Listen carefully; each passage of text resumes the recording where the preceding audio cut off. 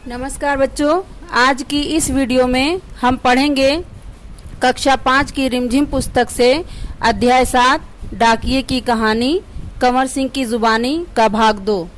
तो आइए जानते हैं कि हमारी लेखिका प्रतिमा शर्मा और डाकिया कंवर सिंह के बीच और क्या क्या वार्तालाप हुई। आप क्या शुरू से ही इसी डाकघर में काम कर रहे हैं? शुरू में तो मैंने लाहौल स्पीति जिले के किब्बर गांव में 3 साल तक नौकरी की है। ये हिमाचल का सबसे ऊंचा गांव है। इसके बाद 5 साल तक इसी ज़िले के काजा में और 5 साल तक किन्नौर ज़िले में नौकरी की है। उस वक्त इस गांव में टेलीफोन नहीं थे, बसें भी सिर्फ मुख्यालयों तक ही जाती थी। अभी भी कई ऐसे गांव हैं जहां न तो बस जाती है और न ही वहां टेलीफोन है। ऐसी जगह में ग्रामीण डाक सेवक का बहुत मान किया जाता है।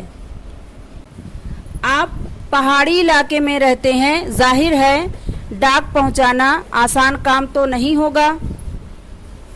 हाँ, मुश्किलें तो आती ही हैं। जब मैं किन्नौर ज़िले के मुख्यालय रिकांगपियो में नौकरी करता था तो सुबह 6 बजे मेरी ड्यूटी शुरू हो जाती थी। मैं 6 बजे सुबह शिमला जाने वाली बस से डाक का बोरा रखता था और रात को 8 बजे शिमला से आने वाली बस से डाक का बोरा उतारता था।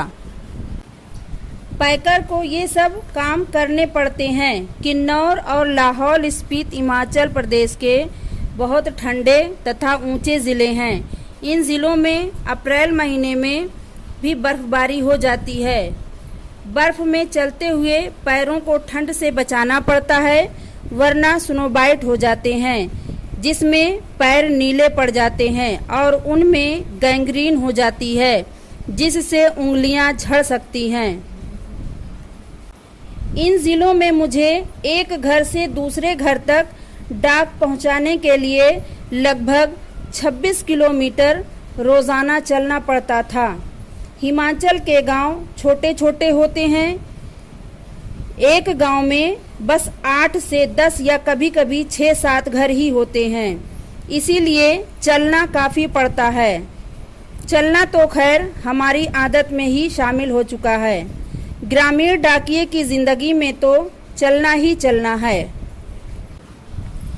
पहले आप डाक सेवक थे, अब पैकर हैं। इसके आगे भी कोई प्रमोशन है क्या? पैकर के बाद डाकिया बन सकते हैं, बस एक इम्तिहान पास करना पड़ता है। अभी तो काम के हिसाब से हमारा वेतन काफ़ी कम रहता है।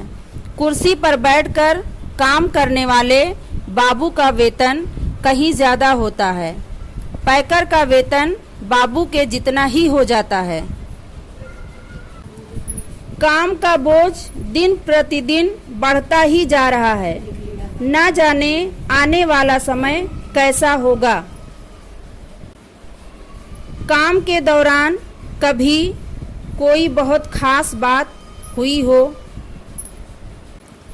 ये 29 जनवरी 1998 की बात है।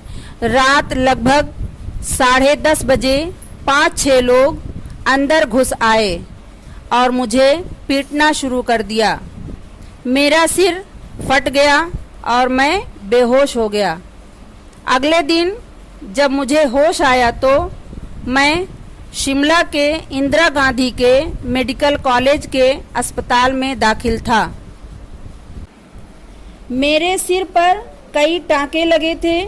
उसकी वजह से आज भी मेरी एक आंख से दिखाई नहीं देता।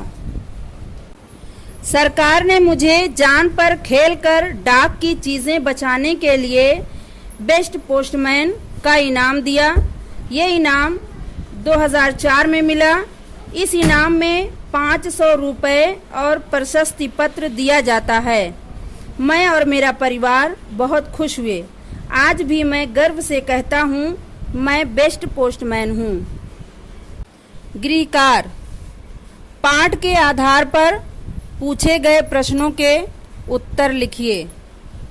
क सरकार से पुरस्कार पाने वाले डाकिये का नाम क्या है? ख. कंवर सिंह का निवास स्थान कहाँ है? ग. कंवर सिंह के परिवार में कौन कौन हैं? घ. शहर में संदेश भेजने के साधन कौन कौन से हैं? अंग. पहाड़ी गांव में संदेश भेजने के साधन क्या हैं? धन्यवाद।